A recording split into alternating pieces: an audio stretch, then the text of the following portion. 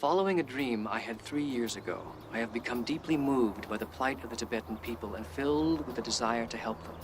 I also awoke from the same dream, realizing that I had subconsciously gained knowledge of a deductive technique involving mind-body coordination operating hand in hand with the deepest level of intuition. La première fois que j'ai croisé le cinéma de David Lynch, j'étais adolescent. À cette époque, j'étais déjà férocement cinéphile, insatiable, avide de monde à explorer. Une professeure d'art plastique, consciente de ma passion, me prêta un jour quelques DVD. Parmi eux, il y avait Lost Highway.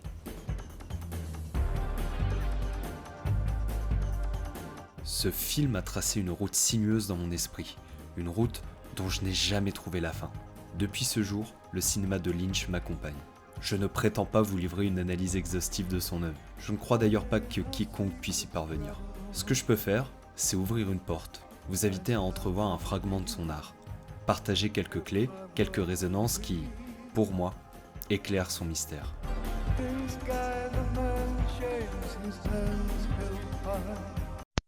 David Lynch, né en 1946, fils d'un scientifique et d'une enseignante, il déteste l'école, se sent oppressé par le carcan de la société urbaine, alors il s'évade. Il déserte les salles de classe pour s'enfermer dans ses rêves, explorer l'art, l'expérimentation. Ses études le conduisent à Philadelphie, où il commence à se démarquer par ses peintures. Ses toiles sombres, texturées, labyrinthiques, semblent dialoguer avec celles de Francis Bacon.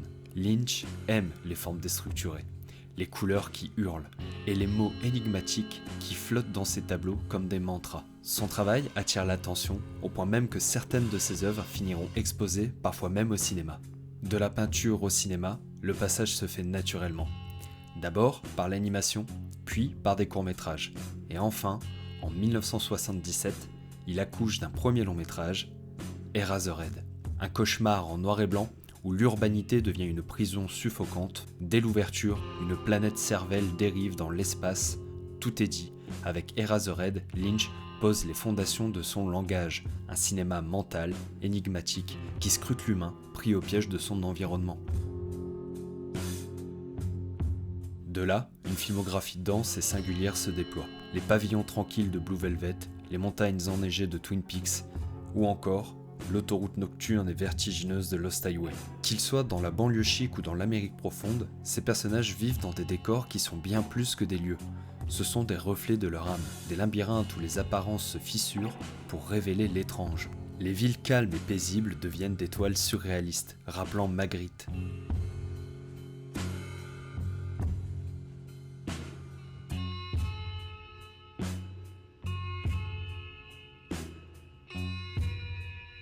L'illusion du quotidien se brise et laisse surgir des mondes secrets. Dans Blue Velvet, derrière la pelouse bien taillée, grouillent les insectes. À Twin Peaks, derrière les montagnes, se cachent des ténèbres sans fond. Lynch, c'est aussi une oreille fine pour la musique. Il puise dans le rock'n'roll, le métal et l'avant-garde pour amplifier sa vision. Nine Inch Nails, Marilyn Manson, David Bowie ou encore Elvis Presley ponctuent ses œuvres.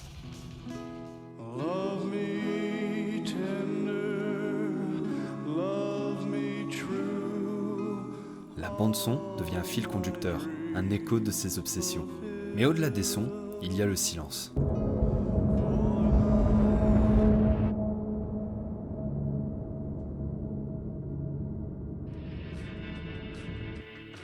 Lynch est un alchimiste du détail, un artisan de l'image. Sa mise en scène, paradoxalement, reste classique. Pas d'extravagance baroque, pas de mouvement de caméra frénétique. Il filme comme un peintre travaille sa toile, avec soin, lenteur et précision. Ses plans larges rencontrent l'environnement, ses gros plans dévoilent l'intimité. C'est une grammaire héritée du western, où chaque cadre porte un poids. Pourtant, l'étrange surgit ailleurs, dans les textures, les couleurs, les détails. Le velours bleu nuit de Blue Velvet, la neige brouillée d'un écran cathodique. Lynch ne filme pas l'étrangeté, il l'évoque, la distille, la suggère. À travers ses œuvres, il explore aussi l'occulte et l'ésotérisme. Ses dialogues sont des énigmes, des phrases à méditer, comme des koan zen. The owls are not what they seem. Et ses personnages, comme Dale Cooper, incarnent des guides spirituels perdus dans un récit initiatique inversé. Twin Peaks, sous ses airs de soap opéra, devient un voyage dans les abysses de l'âme humaine, où la lumière lutte pour percer l'obscurité. Grâce à Lynch, j'ai appris que la poésie résidait dans le regard, qu'un simple café pouvait illuminer une journée. Et que le mal, aussi abyssal soit-il, ne peut éteindre totalement la simplicité de la bonté. Aujourd'hui, nous sommes en 2025. Hollywood brûle, les intelligences artificielles génèrent des films sans âme et David Lynch n'est plus. Pourtant, son empreinte persiste, diffuse, comme une onde dans un lac. Pas d'héritier direct, mais des orphelins qui prolongent son souffle. Je les vois dans la série YouTube Salad Finger, qui reprend ses dessins fragmentés et des phrases sibyllines. I like rusty spoons. I like to touch them. Les jeux vidéo comme Alan Wake évoquent l'atmosphère de Twin Peaks. Et je garde en mémoire The Fableman de Steven Spielberg qui lui rend le plus bel hommage en lui offrant le rôle de John Ford. When the horizon's at the bottom, it's interesting. When the horizon's at the top, it's interesting. When the horizon's in the middle, it's boring as shit. Il n'y aura jamais deux David Lynch, mais il y aura toujours des traces de son univers, comme une porte ouverte sur un autre monde, une invitation à rêver différemment.